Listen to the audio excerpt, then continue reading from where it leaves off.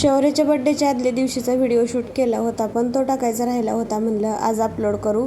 तर संध्याकाळच्या वेळेला फ्रीजमधनं साय काढून ठेवली नॉर्मल होण्यासाठी आणि मिस्टर ऑफिसमधनं आले होते आणि येताना मुलांना हे चोकोस्टार आणि मग वडापाव घेऊन आले होते.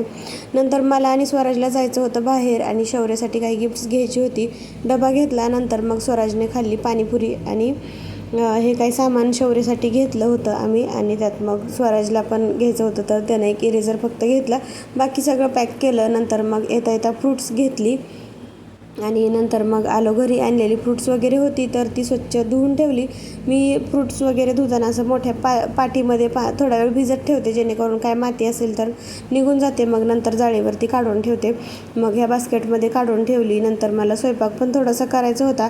ह्या दोघांना अंड्याची भाजी होती, तिघांना. नंतर मग भाकरी केली आणि छान अशा भाकरी पण टम्म फुगल्या होत्या. माझ्यासाठी वरण केलं होतं, भात केला. व्हिडिओ आवडला तर लाईक करा. Bye bye.